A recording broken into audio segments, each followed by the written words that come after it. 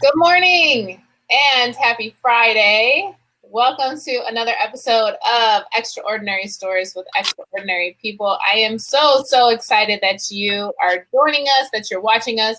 If you're watching us live, say hello, say where you're from. If you're watching us on replay, leave a comment. Thank you so much for watching. So, as always, I like to intro myself and why we're doing what we're doing. So, my name is Amy Kochek. I'm with Amy Kochek Creative. I'm a ghostwriter. I'm a speaker. I'm an editor. I'm in all things story related because I believe that your story is the most powerful asset that you have. So, I always say that as a ghostwriter and just a writer in general, I talk to a lot of people, and when I tell them what I do, I say, "Oh, I write books for people." I've heard so many people say, "Oh, I've always wanted to write a book," or, "Oh, I know someone and I think that they should write a book." And then I always followed up with, "Well, why haven't you written it? Why haven't you told your story?" And there's always a great excuse that follows it, right? It's, "I don't know how to write," or, "I don't really feel like my story is that important," or, "I don't know if anyone will read my book," or a whole gamut of things. A lot of times there's insecurity behind our stories, or there's avoidance. There's so many reasons why we don't tell our stories. But I believe that stories are what connect us to one another, that what remind us that we're not alone.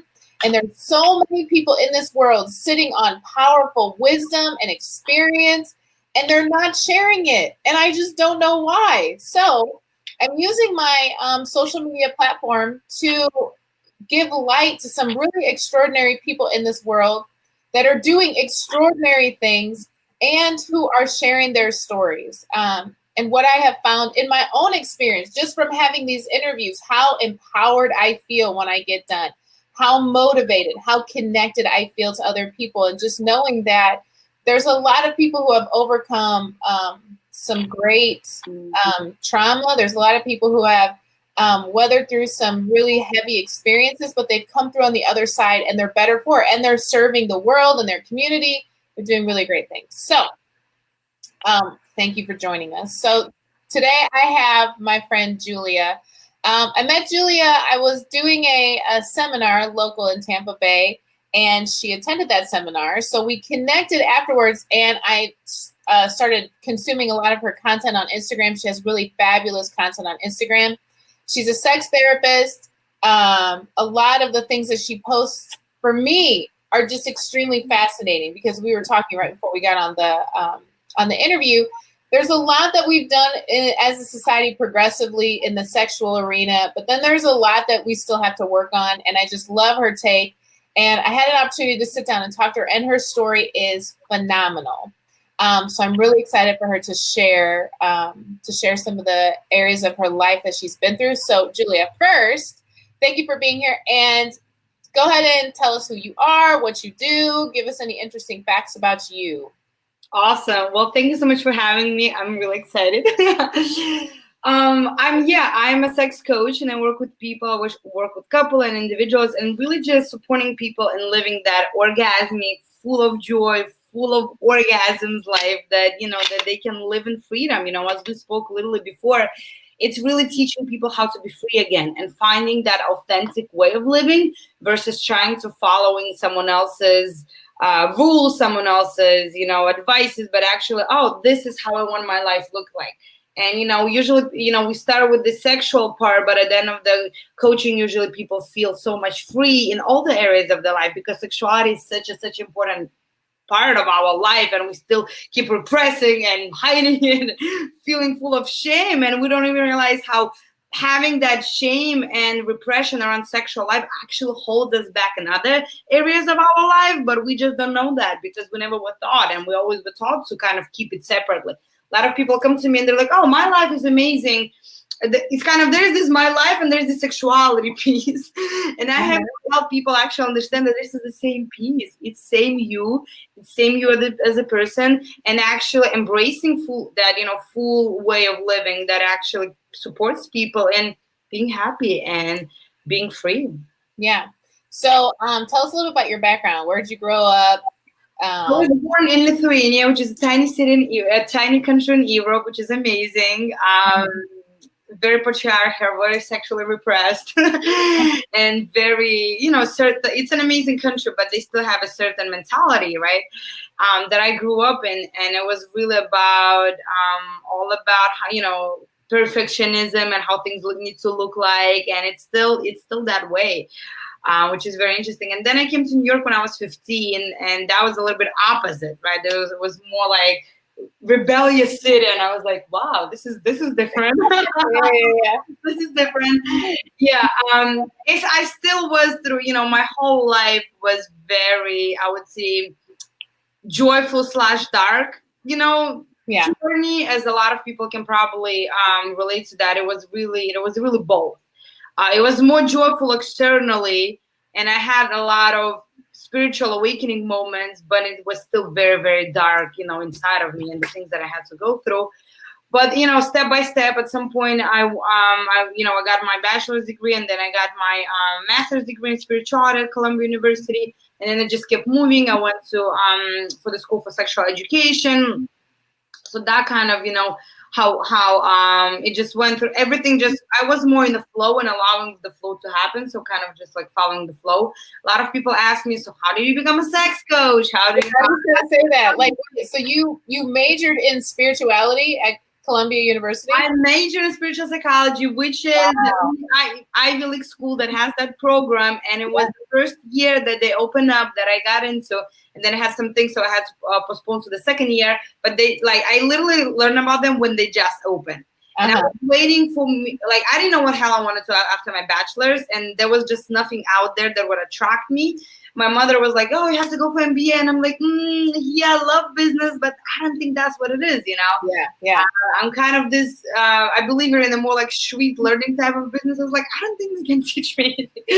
I mean, it's very righteous way of looking at it, but that's how I felt, It was just wasn't clicking. Right. And then I was okay, I'm going to give myself time. I began working in this personal development company, which was amazing. I love them.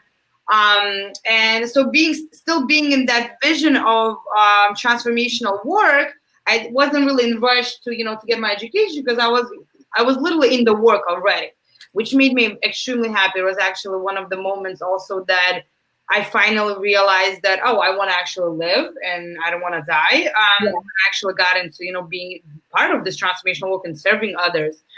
So, and then I was just somehow I was Googling something, doing my spiritual research. And this lady on YouTube came out talking about spirituality, and then talking about this program in Columbia University that we're just opening up. And I'm like, this is exactly where I need to go. Yeah. Clicked right away. I felt this is it. This is because spiritual like this. That's what I'm all about. And so that was very on time. I was ready. It was divine timing, and I got in. And it was, I even laugh sometimes the way I get in, because I wasn't like the best student during one of my bachelor's. I'm not like, I'm not like a typical Columbia University necessarily type. And then when I get in, I was like, and the other thing, because of course I was waiting till last minute, because I wasn't sure. Well, I'm probably not going to accept. Do I really, it's funny how I felt that this is what it is. And I was like, I have to go there. But then as the paperwork proceeded, right, all the procedures of application, I began doubting. And I was like, I'm probably not going to get in. Who am I to go to Columbia? So one of my friends who I love, and it was like last day, so she was like, oh, Jules, how is the Columbia application going? And I was like, you know what, I'm not gonna apply, it's a lot of money. And she was like, okay, right. And we used to work in the same office, and she was like, you're gonna close all your work right now, you're gonna go finish that application, you're gonna write that essay, I'm gonna support you in editing it, and you're gonna send it out. So it was the last day of late, not even of the first, of late, putting it out there. And we did it, and we sent it, and at some point I get an email that I got accepted. So that's the divine. I believe that's the divine. That's when I'm supposed to need, like that. The whole choice about it happened because I was on the flow of the flow. Because otherwise, I mean, there's no like reason for me to be there. So you move to New York, you get your education, you're on track. Now you're going into more of the spiritual psychology. You're going into the sex coach. So now take us to like the personal life and the pivotal moment in your life that kind of changes the way you view the world or the path that you're going down. Because obviously you continue down your path of this spiritual psychology and being a sex coach.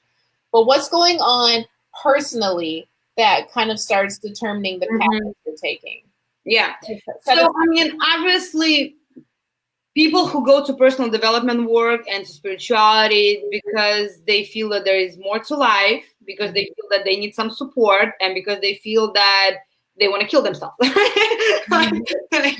be sure, right? Because people usually, come for reasons to really find more to life. Something is missing. I need more. I feel that there is some bigger part of me, right? So that's how I began really going into all the personal development work and also spiritual work, because for the reasons that I never felt complete. I always felt that something is missing in me. I always felt that there's this gap between me and this Julia that I see that I can be and I want to be, right? The Julia that serves the world, the Julia that travels, that supports people. It's funny. I found my diary when I was about like 18. There's this book called Passion Test, and I took this passion test, and I wrote it down, and I just found it like a few weeks ago. So when I was 18, though, it basically goes like answer the questions, like what do you want to like, what do you feel like ideal life look like, like all that stuff, and you like just write in the short sentences. And I open it, and what it says in my life, I was 17, like clueless, but deep in heart, I knew how it's gonna look like. So I was like, I am serving the world. I'm helping people to be happy. I'm 17, still like, I don't even know what world happy means at that point. For me at that point, happy was like having fun with my friends, cute boyfriend and all that stuff. But deep down, I knew what I want to do, even though I didn't know how it's going to look like. So I listed all that stuff that I want to support people in the happiness. I want to serve. I want to impact how people feel about themselves. Like, I don't even know how did I know new words like that back then. I swear to God. But I knew it. So deep in my heart that I believe that we all know what we want to do. It's those layers that cover on top of that are in the way. So knowing that approximately when I was 16, 17, I kind of already knew where I want to be. It took me another 15 years to get there. I'm still getting there. I'm not even still there, right? Because of this journey of self-doubt, of this journey of lack, total self-worth. I hated my body all of my life. For me, like the goal of life was to be skinny. I saw that if I will be skinny, everything is gonna fall like into the road. Right. I believe that skinny girls are beautiful girls. Beautiful girls get what they want in life, and this is the only way you can like get in life anything you want. So that was like my focus, right? But I'm not at the same time. I'm not like the obsession of with exercise person. So I just chose, I'm just gonna eat and vomit. That's a great way to get skinny. So all that stuff then turning to alcohol for help, like running away from myself. All that stuff was always present in my life, right? Because I knew that I want to be this powerful woman who serves the world, but that shit is scary. Like, what does that look like? So, I want to ask you this question because that's so powerful. So I like what you said about like the core of who you are, like, pretty much early on, like, this is what I'm placed on the earth to do. This is what I really want to do. But then you put layers on top of that. When do you feel like you really started to put layers on top of the genuine Julia? Because we're talking about alcohol. It probably was earlier, but at least the time that I can like really consciously go back and be like, definitely around like 16, like 17. So the time I came here, right? Yeah. I felt that I don't fit in. That was one thing, right? Everyone was more about how they look like, all of that stuff. And although I was like very focused on my skinnier part, at the same time, I really didn't care about that. Yeah. So it's like, I need to look that way because society wants, in my head at least, obviously, because society wants me to be this type of a girl. But in my heart, I'm not. I don't care about that. In my heart, the most important thing was to me to do some kind of a service, volunteering, help others. I was reading this, Paulo Coelho since I was a teenager and all about this, making your dreams come true, universe will support your life. And then there was no one around me, who I can talk about that. And I was like, oh, something is wrong with me. Like I'm wrong. People, it's all about Gucci and Louis Vuitton, and I'm here about saving the animal, elephants in Africa. Well, clearly I'm wrong. Yeah. Let me try to be like them, right? Yeah. Let me try to be that. And but my heart knew, so that's what created all this pain, because inside of me I knew that all I want to be with people. I want to have these powerful conversations, right? Even though at that time I not necessarily knew it clearly, as I said, but the intuition is powerful, right? Because we are connected to our source, and the source is always feeding us that stuff. So deep in heart I knew, and then I'm like, let me try to be like them, but then I'm like, but this is not who I am. So let me drink over that. Let me try to drink over that, because that will help, right? So that a lot of that, I was trying to numb I was always trying to run for myself. I used to travel a lot, and it's great, but a big part of the travel was trying to find myself. I went to I went spent time in Asia. I went to South America, because I was like, where is that Julia? Like, it has to be a place somewhere when I can feel like home, when I can feel that I fit in, when I can feel, like I was happy-ish person all the time. Everyone knew me like this joyful and happy girl who always smiles, never cries, always like motivating other people. Deep in heart, I was like, I'm done. And so I tried to find myself. It was all this connecting my authentic self with myself, literally. Yeah. Connecting my mind, my spirit with my behavior. That took 15 years at least. It's still work in progress. But to come to this at least peace, or majority, I mean, clearly I'm not always in peace, but at least 90% of peace versus 9% of peace. Yeah. Big difference. So when did you get to the point of saying, I can't live like this anymore? Like, I want to start delayering. Like, when do you start the delayering process to get to the authentic you? It was definitely a lot of, I don't have that one, oh my God, this is what happened, I saw God kind of a thing. Yeah. It was a lot of point leading to that. Mm-hmm. But probably one of the last moments when I was like, literally, I'm done. Like I realized that the only person who is standing between me, my happiness, is me, and I have to do something. So I was like really in this. Funny happened right before my 28th birthday, I believe now. So it was like literally like on my week of my birthday, week after my birthday. I was literally like, I'm depressed. And I just came back from living here in Bali, which is like a paradise of the world, right? Mm-hmm. But again, if there's no paradise outside, if there's no paradise inside, and that taught me such a great lesson, because I thought I'm gonna go to Bali and my life is gonna just magically change. And I spent a lot of time being depressed in Bali, which is very interesting. So I'm just got from Bali, I'm like I totally lost. I don't know what is happening. I'm depressed. I'm trying to build this coaching business, which is just not building for obvious reasons, because I was just not believing in myself. It's just, I have amazing amount of powerful people in my life, amazing amount of friends. Like I have this, tribes, and I'm still not there. And I'm like, what's going on? And I was like, I don't know what to do anymore. I'm tired of drinking. I wasn't even drinking at that time. I was just like, I feel so shitty. I don't even want to drink anymore. That's how bad I was. I didn't even want to numb my feelings, because there was no feelings. Mm-hmm. I was like, I don't know, I'm done. And I had to pray. And I chose to pray, because that was the only way. I didn't know else what to do. I literally was crying and just praying and asking God that if there is a reason that you want me alive on this planet, if there is a reason that I need to be here, that I need to serve, it's if you see the purpose here for me, I need your help. I need you to guide me. I need you to do something, because I myself, I don't see any reason to be alive, because I feel like a piece of shit. I feel like I'm not bringing any impact, any good on the world. B, I have no clue where I am in my life. I'm just lost. And C, I don't know how to do it. I literally, and it's funny because saying I don't know how to do it, it's very interesting, because I knew how to do it. I have all the tools. So Yeah, yeah. I have all this education. I've been studying business for many years on myself, right? So, have tremendous amount of trainings, tremendous all of that. So I know how to do it, but at the same time, I'm like, I don't know how to do it.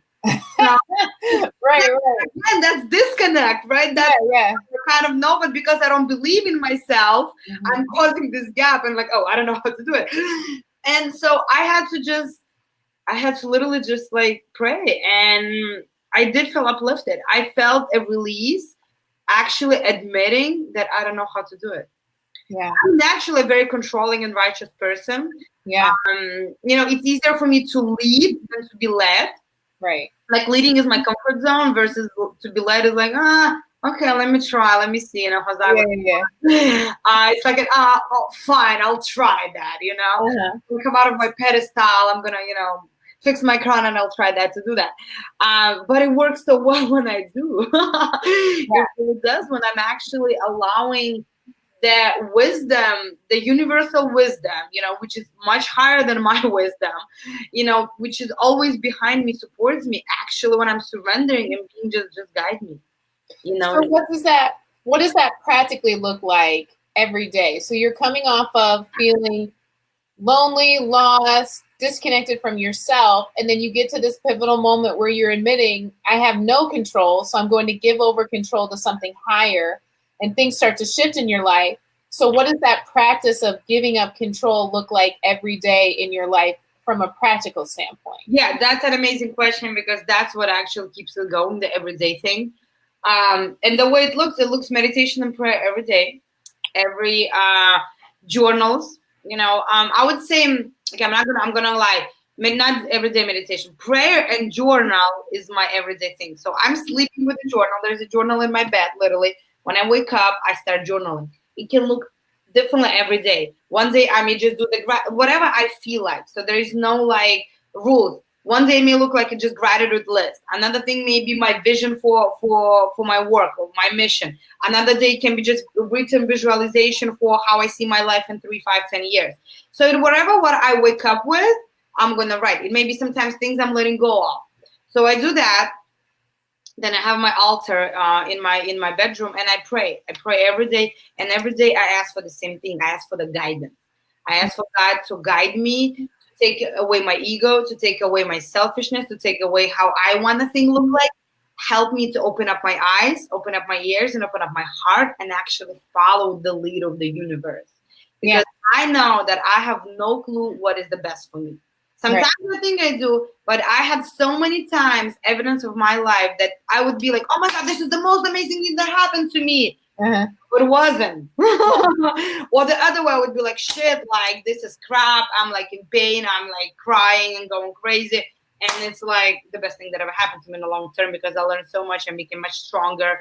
So Yeah. I don't really know because I don't see the big picture. I don't see, this picture from the airplane kind of a world. I just see a few streets around me.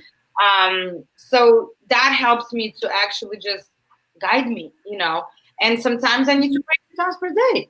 Sometimes I need to be like, okay, something happened. It looks like it's bad, but I don't know, God. So you tell me. Mhm.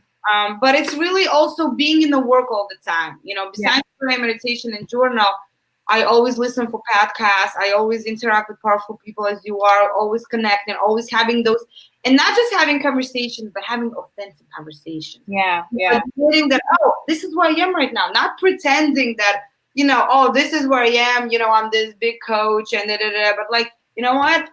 I had the situation in the morning, and I actually felt scared today because I was afraid that XYZ will happen. Yeah. But being actually present in my life versus living this, oh, this is, the mask version of me.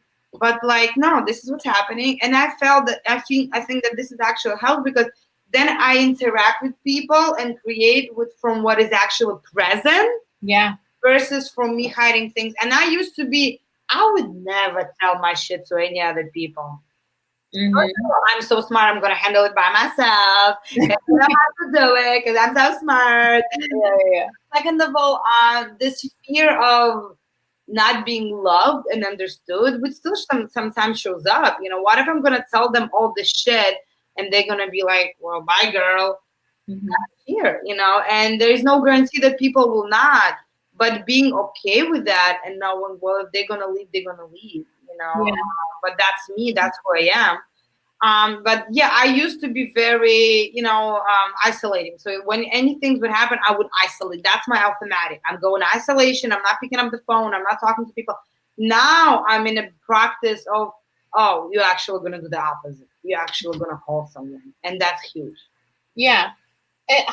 So once you started implementing these like daily practices and these daily principles, how did you see your life shift? Like, what does the change look like now? It's really, it's also the gradual shift, at least for me, right? So it's not, I began meditating when I was in my early 20s. And I prayed even back then when things were shitty. Just the difference was that I used to pray but still control.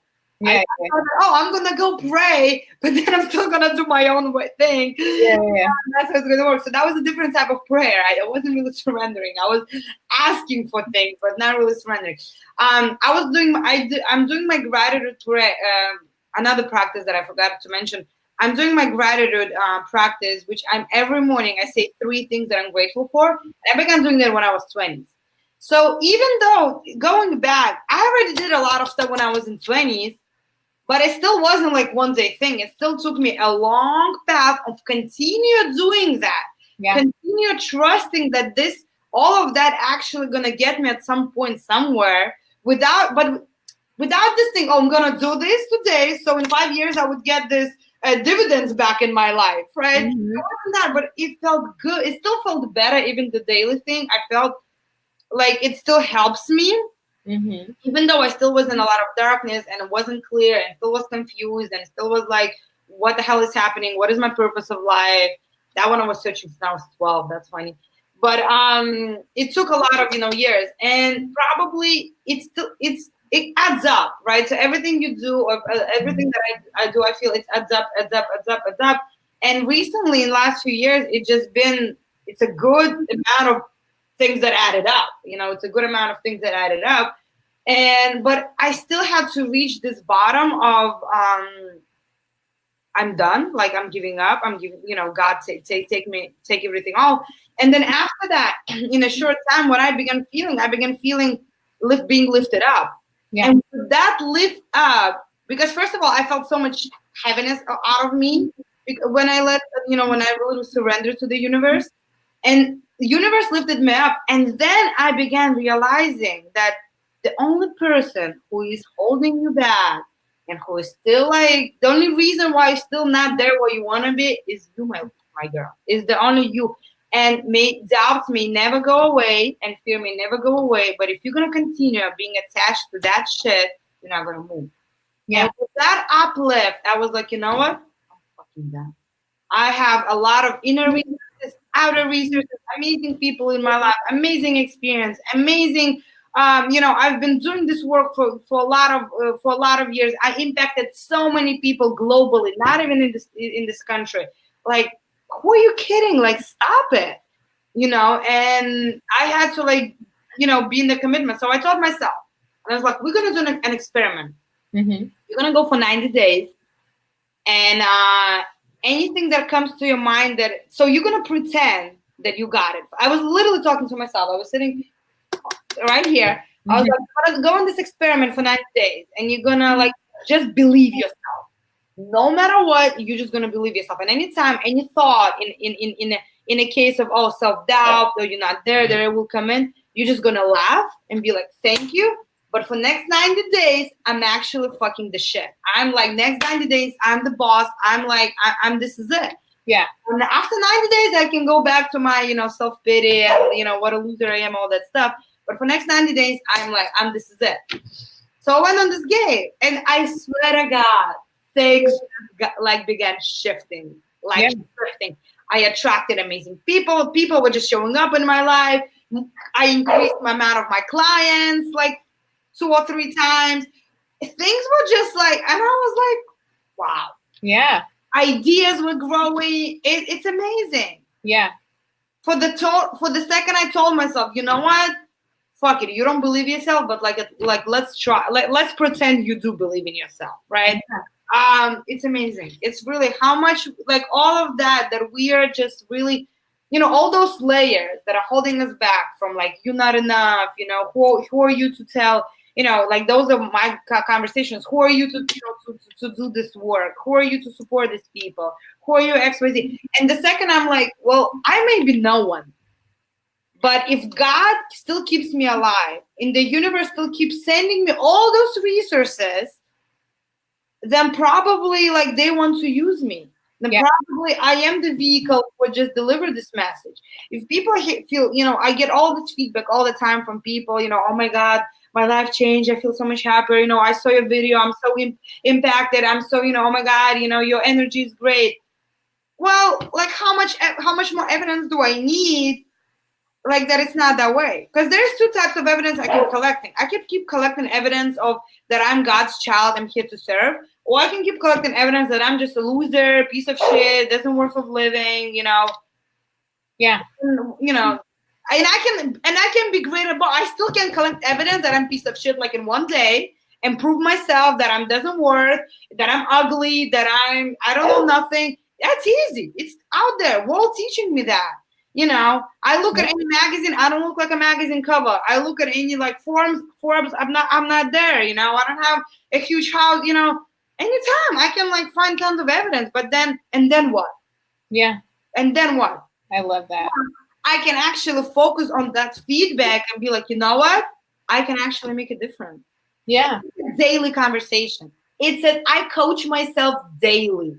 Yeah. Like, literally, it's not like, oh, I did this meditation once per month. I went to this women's circle or ecstatic dance, and now I'm like this, on this.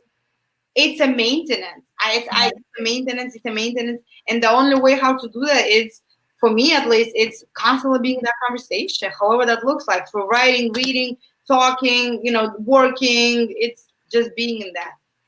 I love what you said, that you coach yourself every day. I think that's so pivotal for anyone that's in a teaching field or a service-based industry, is to know that anything that you're giving out to the world, you have to give it to yourself first. But I want to ask you two questions that kind of go with each other. So the first thing is what's the greatest lesson that you've learned from that shifting in your life?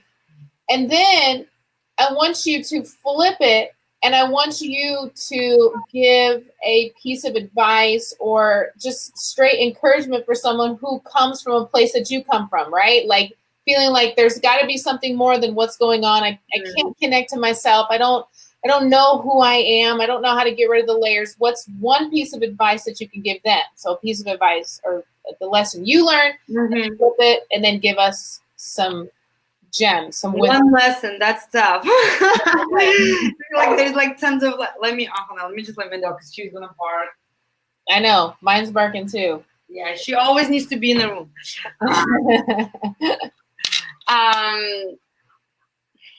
Let me be with that.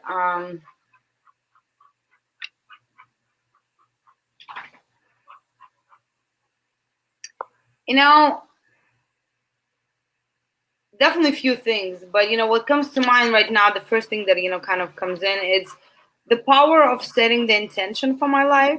Right? So really having intention and trusting that it will happen, like, even though it may not look like that today, right? So if my intention is to live happy life, in abundance, and which we're always in abundance, but like, really, if I set an intention to be just in peace with myself and live happily, it may not come today or tomorrow, but with all this work, it can happen, right?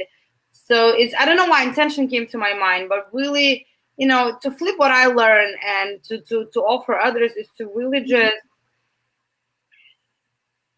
have some sort of connection or some sort of ritual in your life that connects you to something bigger, and trust that got your back. Whatever that is, Mother Nature, universe, that you're not alone.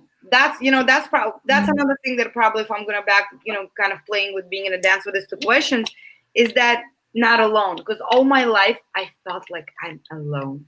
Yeah. I felt like I cannot identify with other people. I felt that all of my friends are living these beautiful, amazing lives, and I'm just depressed, like always like in this darkness kind of I don't know what's happening. I was literally, there were nights that I would be just like in my bed in anxiety, always in anxiety, crying, and be like, do I need to call like mental institution? Because I don't know what the fuck is happening with me. Yeah. There were days that I would literally be Googling on the computer how, like the pills that I can buy to overdose and just leave this planet. There were days that I would be crying on my knees and be like, God, can you fucking take me away from this planet? I cannot do this anymore. I felt alone, right? And it was maybe it was, and I didn't really know about the resources, but now we have tons of resources, right? We have group communities, we have a lot of tribes, psychological help, whatever is needed for you to find your like tribe with people, so you would know that you're not alone. For me, it was a huge change, because when I heard people, heard women, when I began going to these trainings, different, getting my different certificates, and women sharing the same shit that I was going through, I was like, wow, that's amazing. So yeah, literally, finding that tribe, finding that connection, and trusting that even though you have fears, you have doubts, we all have them. We all have them. Oprah has them. Tommy Robinson has them. Everyone has them. No one is like excluded. No one is God yet. So it's actually okay, right? So instead of what else I do, because sometimes, when I used to have the difference is when I used to have these thoughts back in the days, I used to anchor to them and then hold on. So the thought that I feel that I'm not worthy of, I would I don't know, I would fail the exam. Well, school would not do me for me. But for example, I would not, I would have a project and I would not finish it. And then I feel like, oh my God, you're such a loser, you didn't finish that project. Back in the days, I would be laying in bed for a few days and just feeling bad and being like, you this and that. Today, I'm just okay, this is what it is. Let's move on. Let's move on. Let's move on. Let's move on. And that's huge for me, because I'm actually being in action versus in that space of that self guilt. That was coming from someone, but I lost the thought, but which is okay. Finding the tribe, connecting. No, that's what I was going to. Everyone have thoughts. It's not about that no one does. It's about how are you being with those thoughts, the feelings, emotions. Are you asking for support? Are you actually working? Are you calling someone and be like, hey, I'm actually PMSing right now. I'm feeling like shit, but I would like to, can you support me in shifting that or whatever, or just can you be a space for me to let my things out, right? Yeah. Asking for support. So tribe, connection, finding people, knowing that you're not alone, trusting that everything that you're going through, every other single person on the planet going through that, it's okay. Just, ask for support and don't allow that stuff to hold you back, because it will. I love that. Okay, so close us out and let us know, how can we get in contact with you? Someone who wants to work with you or just simply wants to connect because they connected to your story. What's the best way to get in touch with you? Yeah, the best way is you can go on the website sexedwithjulia.com, and you can find the way to my Facebook or Instagram. DM me on Instagram. Any support. I love people sometimes DMing me, and I'm just supporting them with a lot of stuff. So it's not necessarily to get a session. Sometimes it's just this is what's happening in my life. I love working with women because I do feel that feminine power is healing, extremely powerful, and any types of work, I'm like, yay. So yeah, Sex Ed with Julia. It's the same Instagram and the same website and all the information there. Okay, perfect. And I'm going to put it down in the comments for those of you who are interested in getting in contact with her. Julia, thank you so much. There was so many good moments on this interview that I personally have soaked in. So we so appreciate you. Thank you for coming and sharing your wisdom and your story and for being vulnerable. And please make sure that you connect with her, especially from the sex coaching side. She just offers so much value to women and couples. So have a wonderful, wonderful weekend, everyone, and see you back on Monday for another episode of Extraordinary Stories with Extraordinary